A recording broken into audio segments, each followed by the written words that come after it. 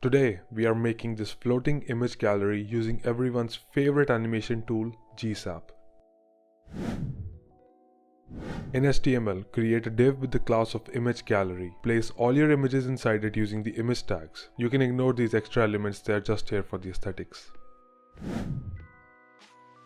Moving on to the CSS, we'll start with styling the image gallery div. Set the height to 100 view height and the width to 100 view width. Position it relative and pick a background color of your choice. I'm using a gradient, you can pause and copy it if you want to. That's it for the image gallery. Again, here's some extra styling for aesthetics. Your call if you want to use it or not. Moving on to the images, give each image a fixed height and a fixed width of your choice. Set their position to absolute and add a box shadow for a photograph-like effect. To keep the images from stretching or squeezing, use object fit of cover. Next, we'll position the images where they will start animating. As shown in the preview, the alternate images should appear on opposite sides. To do this, for odd images, set the bottom to -65% and the left property to 10% and add a rotation for a bit of, I don't want to say it.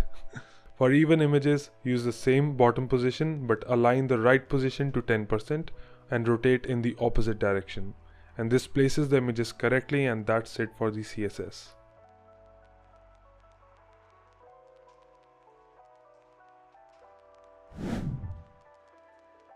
And now for the heavy hitter, JavaScript. We'll be using Gsap and scroll trigger. If you're using vanilla JavaScript, you can include these CDNs in your HTML file above your script tag. And if you are using a framework like React or Next, first install Gsap and then import Gsap and register scroll trigger like this. So let's begin. Gather all your images into an array using query selector all and also reference the image gallery div. Initialize a Gsap timeline, we'll call it animation. Use a for each loop to iterate over the images. In the loop, we will set each image's initial position along the y-axis using the Gsap set method. Calculate the position by multiplying the height of the image gallery with the image index so that the images stack accordingly like this. Now define the animation. Animate each image's y-axis movement and set the target value to negative height of the image gallery div, which moves the image from here to here. But obviously we want it outside the viewport, so add the height of the image to this value. But again, since we have a little bit of a rotation, a little part of the image is still visible.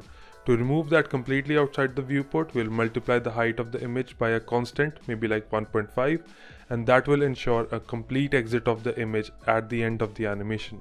But we are not done. Like this, the animation would take place all together. To make sure all the images enter one by one, we need to stagger their entrance, and we'll do that by assigning an incrementing duration to each image, ensuring that they appear sequentially. But we are still not done, because right now Gsap does not know when to trigger this animation, and for that we finally need scroll trigger. Create a scroll trigger instance linking it to the animation timeline. Trigger the animation when top of the image gallery reaches the top of the viewport. To ensure enough scroll room for all the images, end the animation after the user has scrolled through the height of the image gallery times the number of images. It's not rocket science, okay? Just multiply the image gallery height with the length of the images array. And obviously we want the gallery to be pinned throughout this animation, so we'll set the pin to true.